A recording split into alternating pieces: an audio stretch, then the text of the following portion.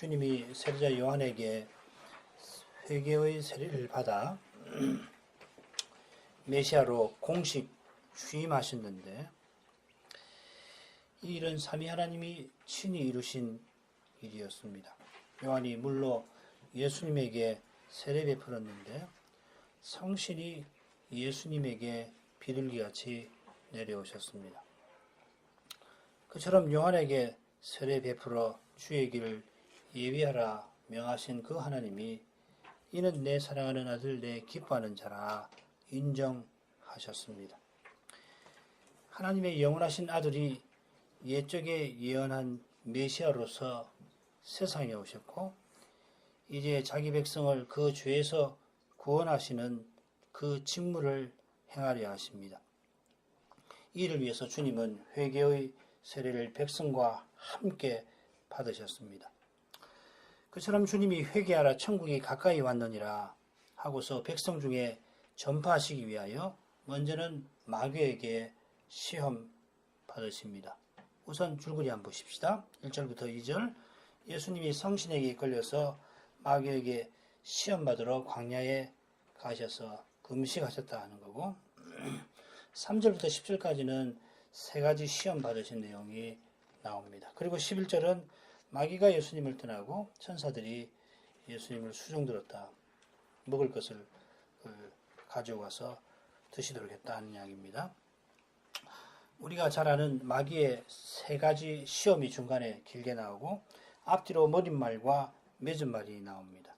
예수님이 성신에게 이끌려서 마귀에게 시험 받으러 광야에 가시고 40일을 금식하셨는데 40일 지나서 마귀의 시험을 다 물리치시니까 마귀는 예수님을 떠났고 그리고 천사들이 예수님에게 드실 것을 드렸습니다.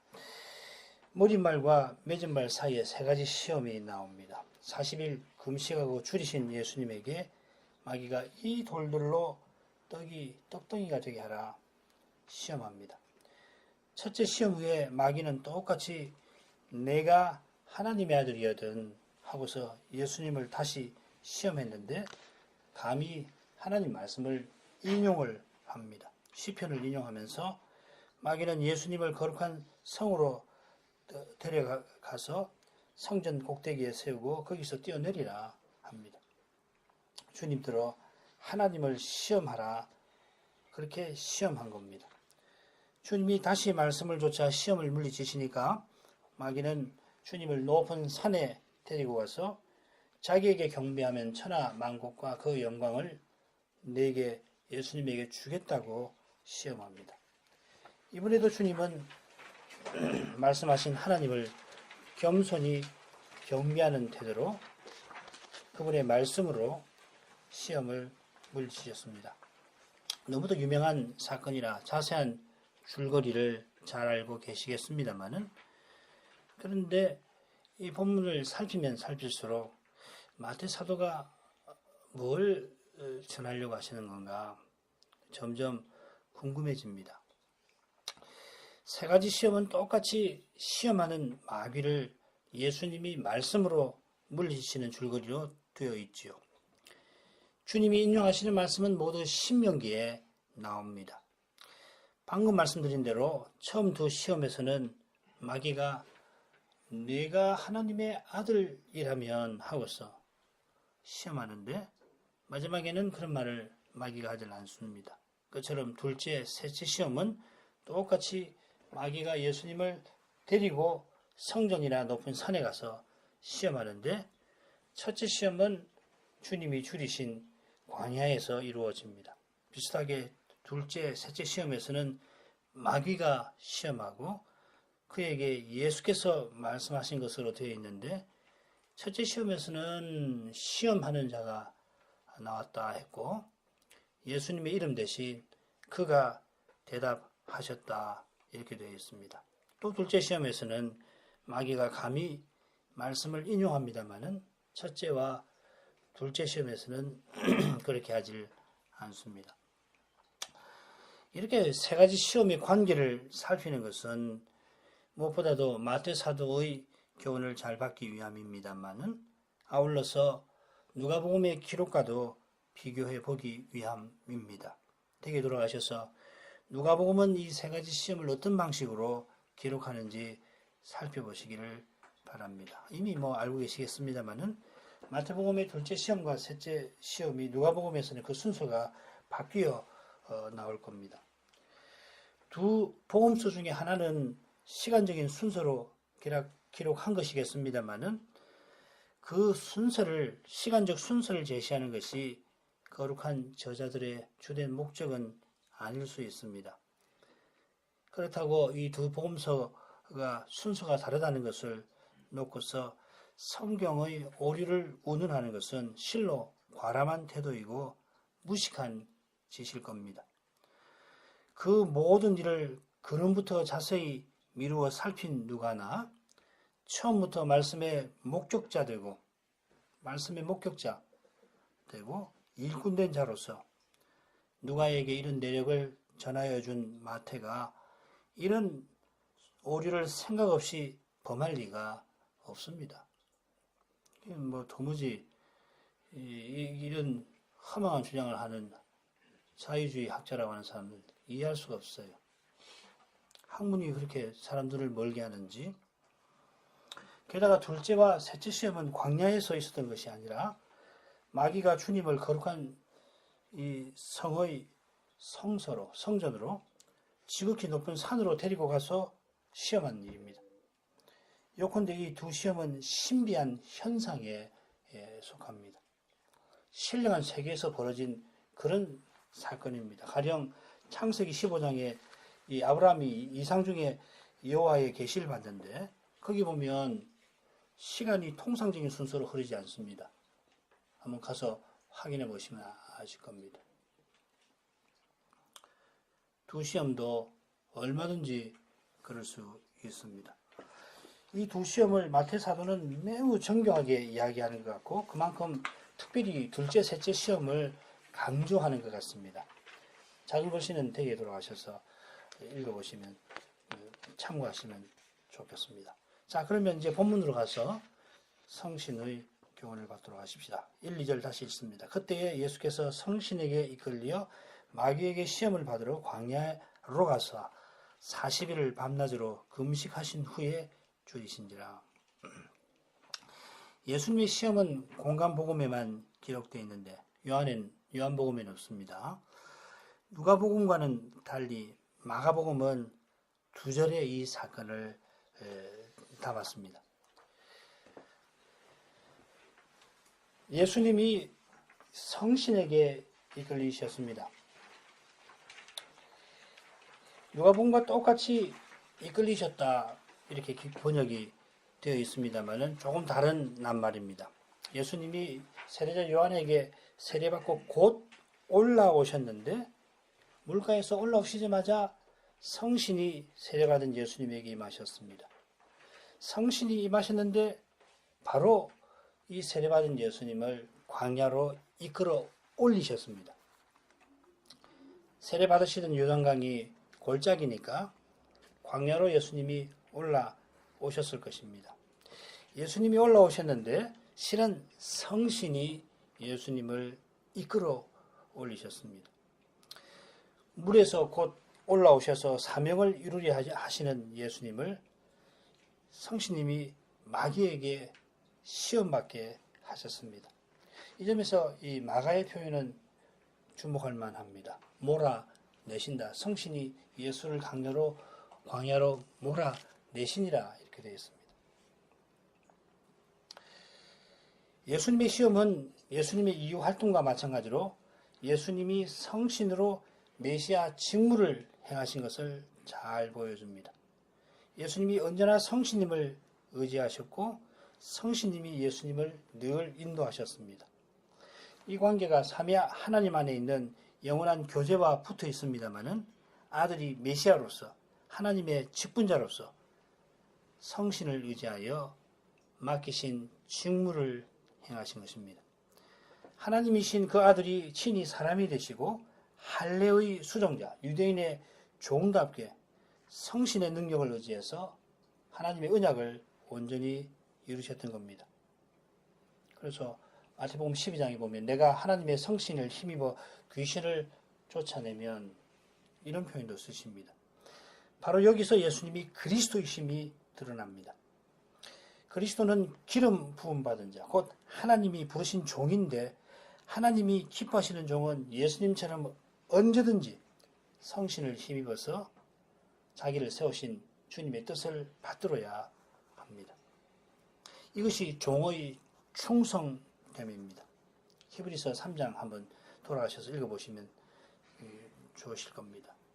충성됨이라고 했는데 이건 신실함입니다. 종의 신실함은 신실하신 하나님과 그분의 뜻을 받드는 데 있습니다. 그 길이 오직 성신을 의지하는 것입니다. 신실하신 하나님을 의지하는 사람이 신실함을 드러냅니다.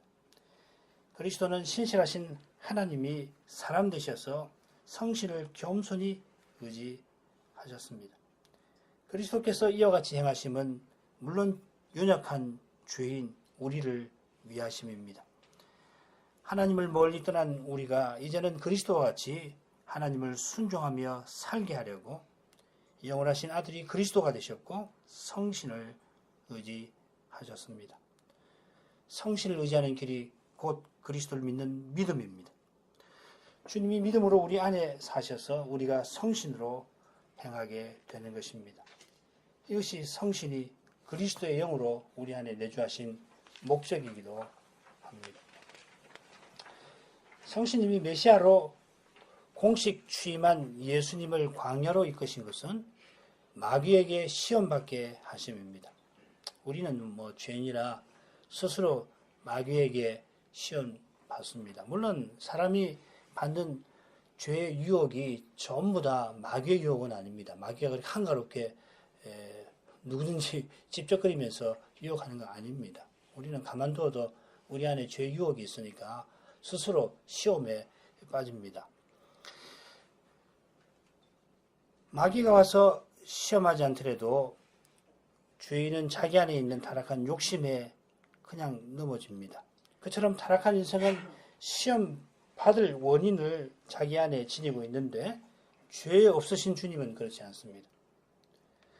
그런 주님이 마귀에게 시험 받으신 것은 성신에게 이끌려서 우리를 위한 그리스도로서 행하신 것입니다. 히브리서 4장 15절 읽습니다.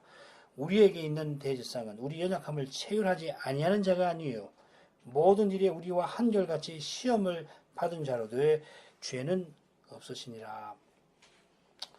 우리에게 있는 대제사장이라 했는데 곧 우리를 위하시는 대제사장이십니다.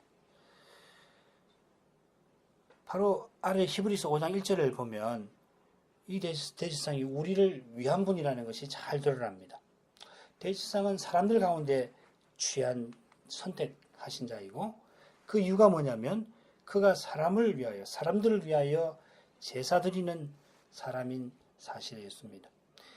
대제사장이 맡은 일을 하나님께 속한 일이라 표현을 하는데 5장에 나옵니다. 5장 1절 하나님께 나아가는 일이라고 번역해야 합니다. 이 헬라말을 그대로 풀면은 하나님께 나아가는 일에 있어서 대제사장은 홀로 하나님께 나가는 것이 아니라 사람들을 위하여 사람들을 대신하여 나아갑니다. 그래서 대제사장은 반드시 사람 가운데서 하나님이 택하시는 겁니다. 구약의 대제사장들은 자신이 연약에 쌓여 있어서 무식하고 미혹한 자, 즉 모르고 그릇 범죄한 자를 용납합니다만 자기가 잘 알거든요. 인생이 얼마나 연약한지를 아니까 백성이 모르고 범죄를 지었을 때에 그를 동정을 능히 합니다마는 우리의 대제사장이 예수님이 우리의 연약함을 체휼, 동정 혹은 용납하시는 것은 모든 일에 우리와 같이 시험을 받으신 까닭입니다.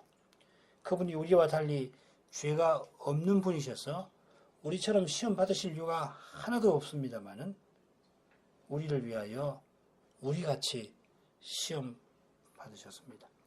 그러니까 예수님이 부패한 우리처럼 죄의 유혹에 지금 시달리시는 것이 아닙니다. 다만 우리와 하나 되시려고 혈육에 함께 속하셨고 사람이 되셨죠. 그리고 여인에게 태어나셨지요. 또 율법 아래 태어나셔서 처음에 아담이 선악과 금령을 받아서 하와가 뱀의 유혹을 받았던 것처럼 타락한 이후에 인간이 겪는 연약함을 통해서 율법을 거슬러 행하라는 마귀의 악한 제안을 예수님이 받으신 것입니다. 우리를 위해서라면 예수님이 이런 제안을 받으실 필요나 이유가 전혀 없으십니다. 오직 주님이 우리를 위하여 사람 되셔서 하나님을 순종할 그 자리에 친히 서서 하나님을 거슬러 행하라 하는 이 마귀의 악한 시험을 받아주신 것입니다.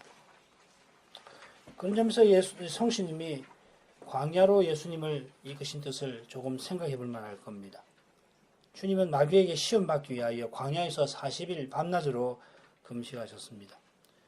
굶주리신 그것이 시험이 아니라 시험 받으려고 굶주리셨습니다.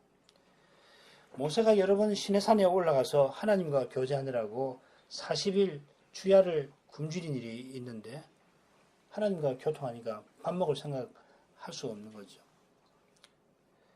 그때 모세가 산에서 더디 내려오니까 이스라엘이 여호와만 의지하는지 시험하시는 그 하나님을 거역하고서 금송아지 우상을 만들어 애굽으로 돌아가려 했습니다.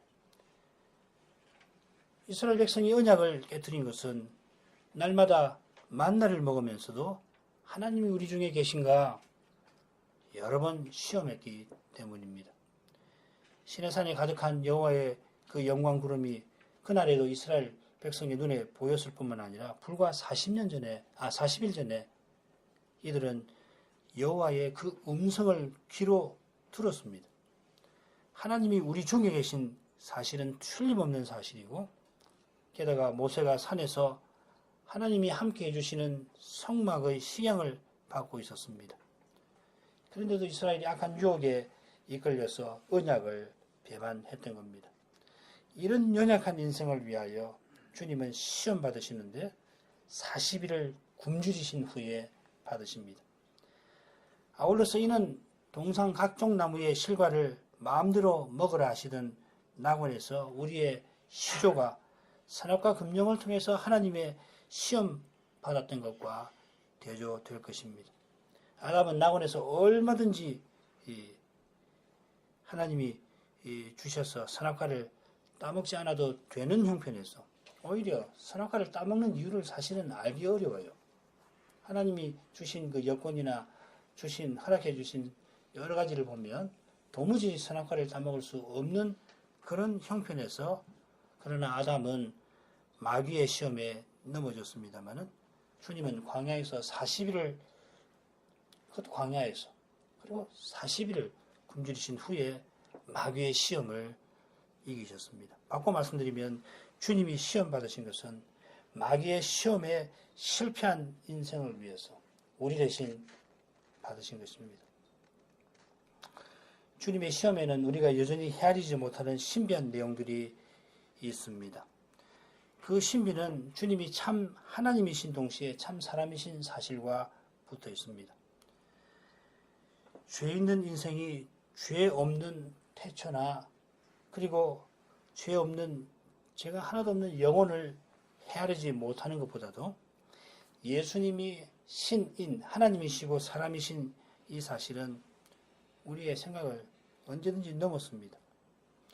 신비 자체이신 주님이 우리와 같이 시험 받으시는 사실에는 우리의 생각을 넘어서는 내용이 여전합니다만은 그래서 이거 가지고서 신학적으로 막 그 토론도 할 수도 있고 얼마든지 토론할 수 있지만은 여전히 모르는 거거든요. 그러나 우리의 확신을 굳게 하는 교훈 하나는 분명히 있습니다. 그것이 바로 우리를 위하시는 그리스도입니다. 이 교훈은 우리의 생각을 언제든지 넘어서지만은 언제나 우리의 믿음을 굳게 합니다. 우리가 여전히 이해하지 못합니다만은 더욱더 확신하게 되는 것은 그리스도가 우리를 사랑하심을 맛보는 까닭입니다. 주님이 왜 나를 사랑하시는지 여전히 잘 모릅니다만은 나 같은 죄인을 사랑하시는 그 주님을 더욱 의지합니다. 아니, 의지하게 만드십니다. 의지하지 않을 수 없게 하십니다. 주님을 의지할수록 주님의 사랑은 더 깨달아집니다. 그분이 사랑이심을 알게 됩니다. 그냥 사랑 많으신, 마음 좋으신 분이 아니라 그분이 사랑이시라는 것을 알게 됩니다. 그분이 나를 버리지 아니하심을 확신합니다. 그분의 약속은 틀림없이 이루어질 것을 의심치 않게 됩니다. 주님이 마귀의 시험을 받으셨을 때에 그분의 의식에, 인격에 도무지 무슨 일이 있었는지 내 마음도 모르는 인생이 어찌 헤아릴 수 있겠습니까마는 나를 위하여, 나를 사랑하셔서 그분이 시험을 받으셨습니다. 본론으로 가죠. 시험하는 자가 예수께 나와서 가로되 내가 만일 하나님의 아들이거든 명하여 이 돌들이 떡덩이가 되게 하라. 예수께서 대답하여 가라사대 기록되었으되 사람이 떡으로만 살 것이 아니요 하나님의 입으로 나오는 모든 말씀으로 살 것이라 하였느니라 하시니. 앞서 말씀드린 대로 둘째, 셋째 시험에서는 마귀라고 되어 있는데 여기서는 시험하는 자라 소개됩니다. 아울러서 여기 예수라는 이름이 2번 나옵니다만은 원문은 모두 그라고 되어 있습니다. 둘째, 셋째 시험에는 예수라는 이름이 7절, 10절에 각각 한 번 나오고 마귀라는 이름도 5절, 8절에 한 번씩 나옵니다. 반면에 여기서는 두 이름이 나오지 않고 마귀를 시험하는 자라 불렀습니다. 왜 이렇게 쓰는 걸까요? 그게 문학적인 흥미를 유발하려고 반복을 피한다. 그 어림없는 이야기입니다. 시험하는 자는 틀림없이 바로 앞단락들에 나오는 말씀을 인용을 하고 있습니다. 네가 만일 하나님의 아들이거든. 이 표현은 17절, 3장 17절에 나오는 아버지의 음성에 나오고 이 돌들 3장 9절에 나오는 요한의 책막에 거기 나옵니다. 예수님은 기록하였으되 밝히고 라고 밝히면서 기록하였으되 하면서 하나님의 입에서 나오는 모든 말씀이라고 분명히 밝히시는데 시험하는 자는 그저 자기 말을 할 뿐입니다.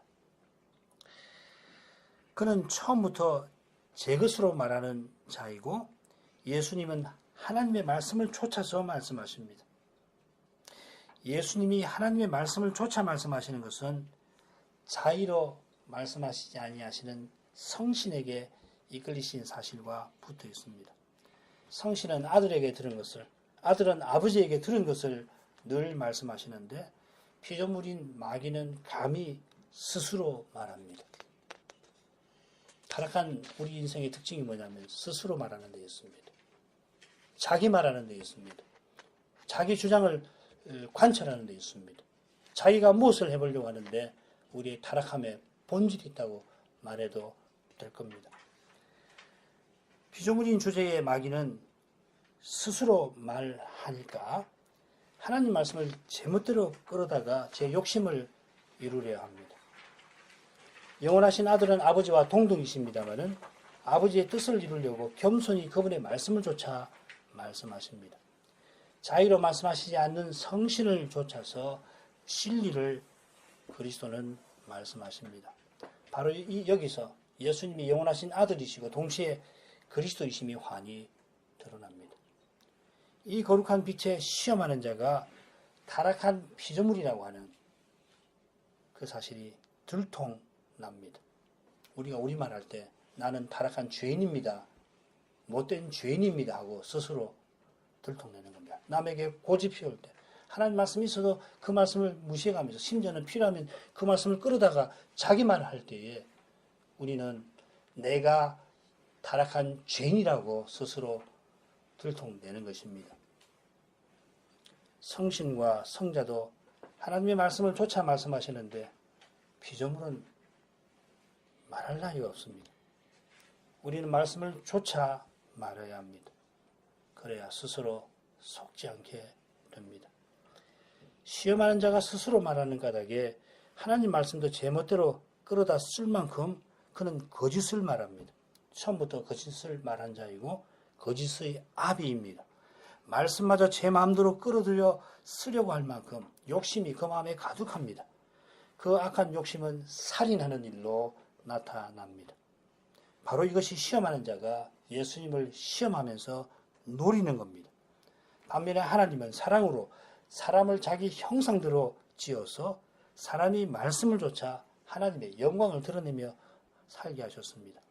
진리를 좇아 말하는 곳에 사랑이 드러납니다. 거룩한 사랑이 그 마음에 있는 사람이 말씀을 들을 수 있고 들은 말씀을 좇아서 말씀의 강령, 거룩한 사랑을 나타냅니다. 사람을 죽이려고 하는 증오, 나와 의견이 다른, 나와 입장이 다른 사람을 미워해서 그 존재를 제거하려고 하는 이 증오심은 하나님의 뜻이 아니라 하나님 뜻을 이루려고 그렇게 한다고 할지라도 실은 자기 욕심을 이루려고 그래서 말씀을 끌어들여서까지 거짓을 말하는 데에서 증오는 나옵니다. 사람이 하나님 말씀을 좇아 말해야 거룩한 사랑을 드러내는데 오직 말씀을 좇는 사람은 하나님의 입에서 나오는 모든 말씀으로 살아야 합니다. 오직 말씀은 마땅히 모든 말씀입니다. 모든 말씀은 자연히 날마다 자기 부인의 삶을 살게 만듭니다. 오직 그리스도로 사는 사람에게 그리스도는 전부가 되어주십니다. 그 그리스도가 드러나는 거기에 거룩한 사랑이 나타납니다. 시험하는 자가 40일 줄이신 예수님대로 내가 만일 하나님의 아들이라면 하고서 예수님이 하나님의 아들 답지 못하다고 조롱합니다. 하늘에서 나는 음성을 시험하는 자가 들었는지 아니면 요한이 그 음성을 듣고서 선지자로서 전한 말씀을 들었는데 선지자가 위대한 선지자가 그렇게 높이는 하나님의 아들 하늘에 하나님이 기뻐하는 그 아들이 그리스도가 지금 광야에서 밥도 못 먹고 대체 무슨 꼴이냐 하는 것입니다. 세례자 요한에 따르면 하나님이 이 돌들로도 아브라함의 자손이 되게 하신다고 했는데 그분의 아들이시라면은 이런 상황에서 이 돌들을 떡덩이가 되게 해야 이런 값이라도 하는 거 아니냐 조롱합니다. 자기 하나 먹고 사는 거 해결하지 못하고서야 하나님의 아들 곧 메시아라 할 수 있느냐 하는 겁니다. 세례 요한이 주님의 길을 예비하면서 천국이 가까이 왔다 전했는데 천국을 세워야 하는 메시아가 광야에서 40일이나 금식하고는 줄인 상태로 그대로 계십니다. 시험하는 자의 조롱은 광야의 이스라엘이 원망하는 장면을 떠오르게 합니다. 애굽을 벗어나고 한 달이 지난 때에 신 광야에서 먹을 게 떨어졌습니다. 갖고 나왔던 애굽에서 갖고 나왔던 거 다 떨어지니까 백성이 모세와 아론을 향하여 너희가 이 광야로 우리를 인도하여 내어서 이 온 회중으로 추려 죽게 하는도다. 애굽에서 벗어나게 한 모세대로 먹을 거 내놓으라고 요구합니다. 아시는 대로 하나님은 모세에게 친히 대답을 주셨고 그 대답은 만나를 주시겠다 하는 겁니다. 예수님이 하나님의 아들로서 하나님 나라를 세우려 하실 때 이런 문제를 피하지 못하는데 이런 문제를 풀려면은 돌들을 떡덩이 되게 하는 능력이 있어야 될 거 아니냐 하고서 마귀가 시험하는 겁니다. 예수님이 그런 문제를 만나십니다. 베세다 들에서 남자만 5천이나 되는 큰 무리가 예수님 말씀을 듣다가는 어떻게 말씀에 취해서 그랬는지 얼마나 좋습니까? 그래서 그만 때를 놓쳐서 남자만 5,000명, 함께 온 식구들까지 하면 뭐 10,000명이 될지 20,000명이 될지 그 많은 사람들이 굶주리게 되었습니다.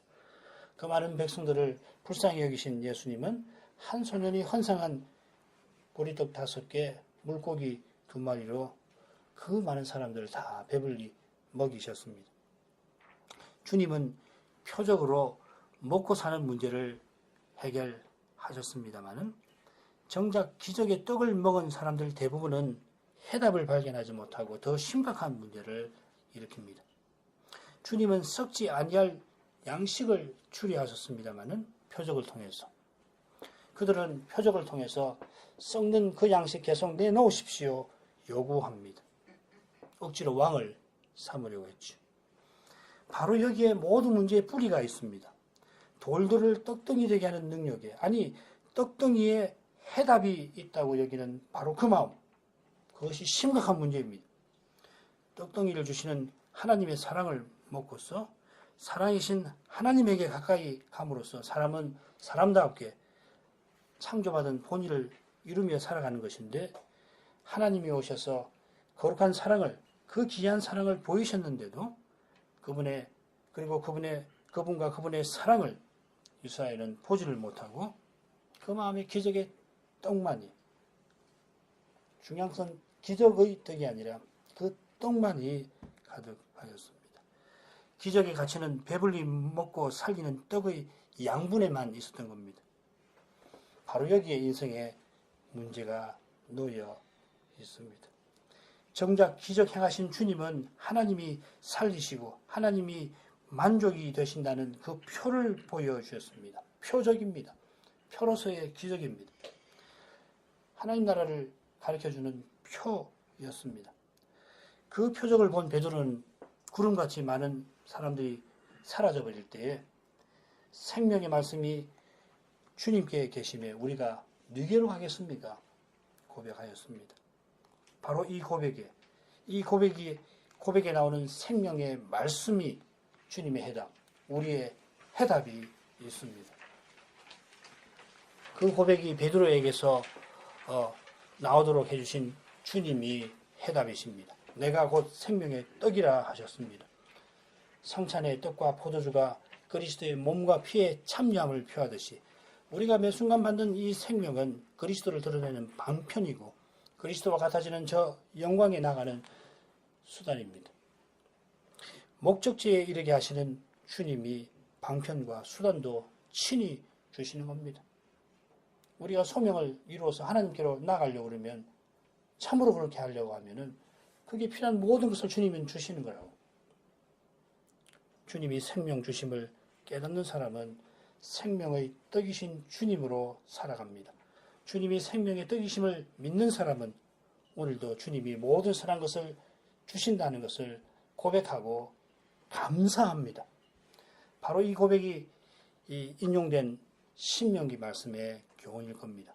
모세가 사람이 떡으로만 사는 것 아니라 했는데 말씀하시는 하나님이 말씀하신 대로 이루시면서 만나를 내려주신 그 점을 가리킵니다. 떡도 먹어야 하고 말씀도 들어야 사람은 산다, 그런 말 아닙니다. 사람답게 살려면 종교도 필요하고 아울러 경제도 필요하다는 뜻이 아닙니다. 성경도 읽어야 하지만 일도 해야 한다는 뜻이 아닙니다. 하나님의 말씀을 듣는 태도로 일하면서 하나님께 말씀드리며 사는 것입니다.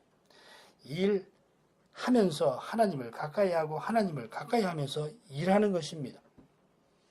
하나님이 주신 떡을 먹고 하나님을 가까이 하며 하나님을 가까이 하기 위하여 떡을 구하는 것입니다. 이게 주기도문의 순서이죠. 예수님은 광야의 이스라엘과 같은 우리를 위해서 하나님의 모든 입에서 나오는 모든 말씀으로 사십니다. 하나님 없이 살던 우리가 주님 안에서 하나님을 가까이 할 수 있게 하시려고 인생이 도무지 하나님을 가까이 할 수 없을 만한 그 처지에 스스로 내려가셔서 거기서 우리를 위하여 하나님을 가까이 하십니다. 비정규직으로 전락할 마당에 노후 걱정은 차라리 사치처럼 느껴지고 자식들 과외는커녕 등록금 되지 못할까 염려에 사로잡히고 가난한 부모 만난 자식들이 가난을 대물림할까 걱정에 눌려 사는 이런 우리의 연약함을 주님은 능히 헤아려 주십니다. 우리의 연약함을 친히 용납, 동정하시는 주님이셔서 거룩한 사랑으로 내일 염려는 내일이 하게 하라 명령하시고 하나님과 재물을 겸하여 섬기지 말라고 엄히 교훈하십니다. 우리를 재물신에게 빼앗기지 않으려 하시고 염려의 바다에서 허우적되지 않게 하시려고 주님은 우리에게 명령하시고 엄히 교훈하십니다. 그처럼 연약한 우리가 그 명령과 교훈을 능히 받들게 하시려고 지금 광야에서 40일을 굶주신 후에 마귀의 악한 제안 앞에 친히 서십니다. 언제든지 돌들로 떡덩이를, 아니 아브라함의 자손을 만들어내실 수 있으십니다마는 그 능력을 하나님의 뜻, 우리를 구원하시는 그 일에 쓰십니다. 그처럼 부활하신 지금도 하늘과 땅의 모든 권세로 우리가 하나님 말씀대로 살아가게 해주십니다.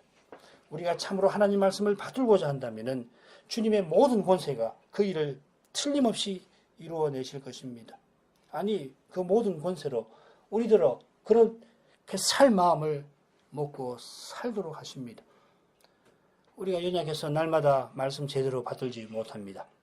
그러나 여전히 우리 마음에 말씀대로 살아야지 이 마음이 생기는 거 작은 일 아닙니다. 실패한 자신에 매이지 말고 이 마음 주신 주님에게 더욱 매달리십시다.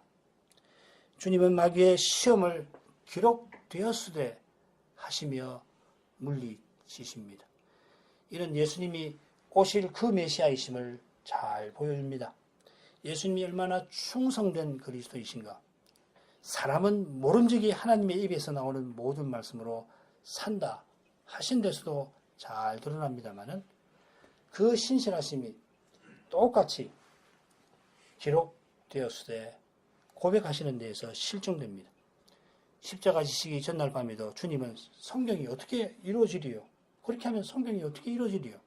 다 선지자의 말을 그를 이루려 함이라 하시면서 십자가로 나아가셨고 그 십자가에서는 몇 번이고 시편을 읊조리셨고 부활하신 후에는 주님의 고난과 부활이 율법과 선지자와 시편에 예언되었음을 제자들에게 깨우쳐 주셨습니다.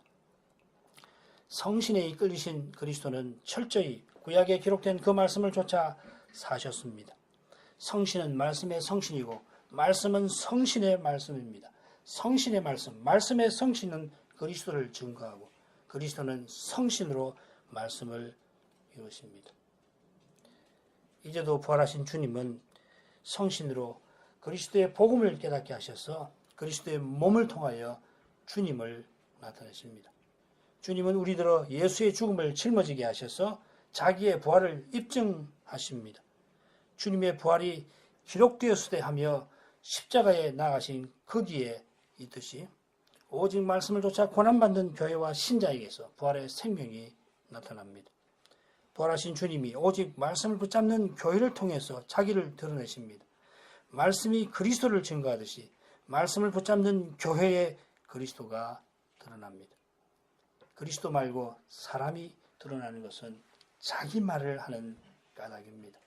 자기 생각을 주장하는 거기에 부패한 육신으로 이루어진 세상이 나타납니다. 심지어 주님의 뜻을 깨달았다 하면서 자기 말하는 거기서 세상의 추악한 모습이 드러납니다. 영은 살리는 것이요 육은 무익하다 말씀하신 대로 오직 성신으로 주님의 말씀 줬는 거기에 참 생명이 나타나고 거기에 거룩한 사랑 안에 참된 교제가 나타납니다. 삼위 안에 거룩한 사랑의 완전한 일치가 있듯이 성도의 교제에는 거룩한 사랑이 있습니다. 사람은 무릇 이 거룩한 사랑으로 영원한 생명을 삽니다. 이 사랑으로 사는 것입니다. 기도하겠습니다. 거룩하신 아버지, 예수님이 우리와 하나 되려고 회개의 세례를 받으셨고 이어 우리 위하여서 마귀에게 시험 받으셨습니다. 시험 받으실 때 성신님이 예수님을 친히 이끌어 가셨고 예수님이 세례 받으신 후에 성신이 그 위에 내려오셨습니다. 예수님은 성신을 쫓아 메시아의 직무를 행하셨고 그처럼 기록되었으되 하시며 하나님 말씀을 언제나 받드셨습니다. 주님이 우리를 위하여 사셨으니 저희도 주님처럼 살아 마땅합니다. 그처럼 주님처럼 사는 길은 오직 주님 안에 거하는 그 믿음입니다. 믿음으로 사는 사람은 주님이 성신으로 그 안에 사십니다. 참된 믿음으로 살아가는 교회와 신자는 과연 거룩한 사랑 안에 거합니다. 거룩한 사랑 안에 삼위의 교제와 일치가 있는 것처럼 성도의 교제에는 증오가 있을 자리가 없습니다. 주님을 모신 거기에 참된 평안과 기쁨이 약속되어 있습니다. 그 평안과 기쁨을 이제도 바라봅니다. 예수님 이름으로 기도합니다. 아멘.